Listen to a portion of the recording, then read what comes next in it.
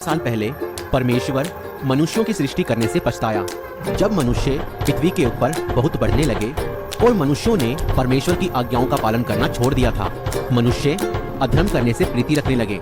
उन्होंने अपने सृजनहार परमेश्वर को छोड़ दिया था। उन्होंने मूर्तियों को दंडवत करना और पूजना शुरू कर दिया था। मनुष्य हत्यारे, व्यभिचारी और परमेश्वर की आज्ञा ना मानने वाले और बुरे कामों से प्रीति रखने वाले हो गए। तो परमेश्वर ने देखा मनुष्यों की बुराई पृथ्वी पर बहुत बढ़ गई है और उनके मन के विचार में जो कुछ उत्पन्न होता है वह निरंतर बुरा ही होता है। और परमेश्वर पृथ्वी पर मनुष्यों को बनाने से पछताया और परमेश्वर ने कहा, मैं मनुष्यों को जिसकी मैंने सृष्टि की है पृथ्वी के ऊपर से मिटा दूंगा। क्या मनुष्य, क्या पशु, क्या रेंगने वाले जंतु या आकाश के पक्षी, सबको मिटा दूंगा, क्योंकि मैं उनको बनाकर पछताता हूँ। उस समय में केवल नूह ही एक धर्मी पुरुष था जो परमेश्वर की आज्ञाओं का पालन करता था। परमेश्वर नूह के धार्मिक जीवन से प्रसन्न था। नूह के 3 बेटे थे, सेम और हाम और येपेत। जब मनुष्यों की दुष्टता पृथ्वी पर बढ़ गई तब परमेश्वर ने नूह से कहा, नूह, मैंने निश्चय किया है सब प्राणियों को जिनकी मैंने सृष्टि की है पृथ्वी पर से उनको मिटा दूंगा, क्योंकि पृथ्वी मनुष्यों के पापों से बहुत भर गई है। इसीलिए तू एक बड़ा जहाज बना, मैं जल पर ले पृथ्वी पर ले आऊंगा और पृथ्वी के समस्त जीव जंतुओं को मैं मिटा दूंगा। हाँ, जितने भी प्राणी हैं वह सब मर जाएंगे, परंतु तू अपनी पत्नी, पुत्रों और बहुओं समेत तू उस जहाज में प्रवेश करेगा और तू और तेरा घराना बच जाएगा। तू अपने साथ हर जाति के पशु पक्षी और पृथ्वी पर रेंगने वाले जंतुओं का एक एक जोड़ा अपने साथ जहाज में ले आना और खाने के लिए तरह तरह के भोजन सामग्री को भी पर्याप्त मात्रा में इकट्ठा कर जहाज में ले आना। और जिस प्रकार परमेश्वर ने नूह को आज्ञा दी थी, नूह ने जहाज बनाना आरंभ किया।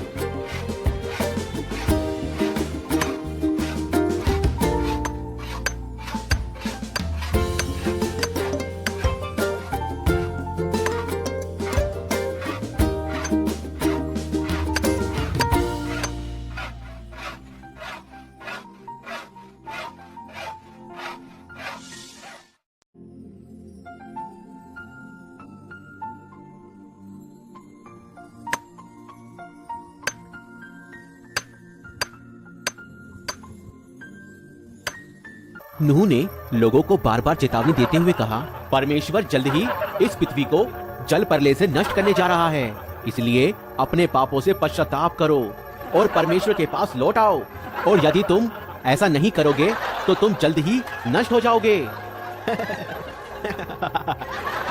अरे नूह देखो पागल हो गया है।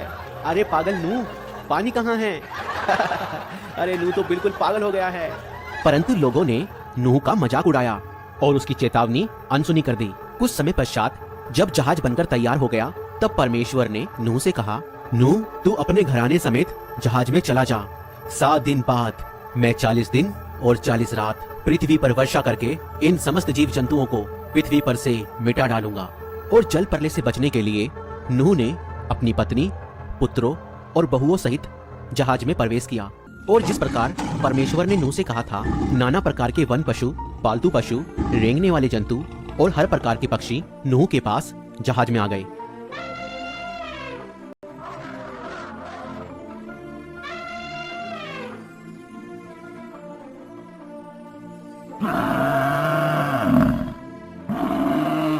और जब सब प्राणी जहाज के अंदर प्रवेश कर चुके तब परमेश्वर ने जहाज का द्वार बंद कर दिया और 7 दिनों के बाद वर्षा शुरू हो गई और समुद्र के सब सोते फूट निकले और आकाश के झरोखे खुल गए।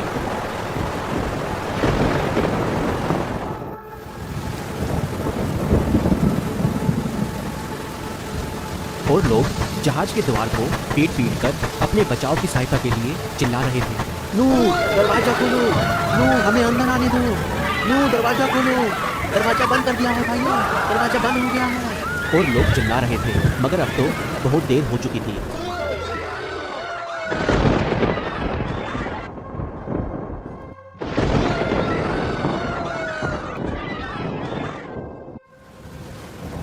और वर्षा 40 दिन और 40 रात निरंतर पृथ्वी पर होती रही और आंधी तूफान के साथ जल उमड़ने लगा और जल बढ़ता ही चला गया और पानी की भयंकर लहरों ने जहाज को ऊपर उठा दिया। पृथ्वी जल में बिल्कुल डूब गई, परंतु जहाज जल की सतह पर तैरता रहा। जल बढ़कर और भी प्रबल होता गया और पृथ्वी पर जितने भी ऊंचे पहाड़ थे सब डूब गए और दुनिया की ऊंची से ऊंची चोटी भी कई हाथ गहरे जल में डूब गई थी।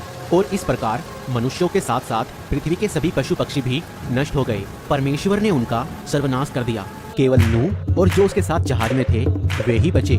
जल पृथ्वी पर 150 दिन तक उमड़ता रहा, लेकिन परमेश्वर नूह और उसके साथ जो पशु पक्षी थे उनको भूला नहीं।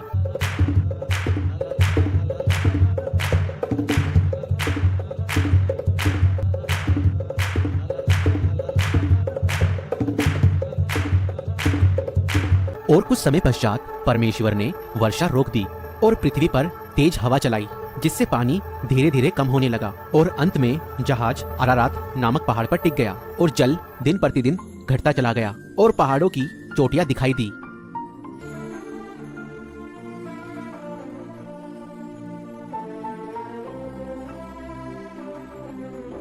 फिर नूह ने जहाज की खिड़की खोली और वहां से एक कौवे को उड़ाया कि देखे जल पृथ्वी पर से घटा या नहीं, और कौवे को कहीं सूखी भूमि ना दिखाई दी, इसलिए वो इधर उधर भटकता रहा। फिर नूह ने अपने पास से एक कबूतरी को उड़ाया, मगर उसे भी पैर धरने के लिए स्थान ना मिला, क्योंकि पृथ्वी पर जल ही जल छाया था। इसलिए वो नूह के पास लौट आई।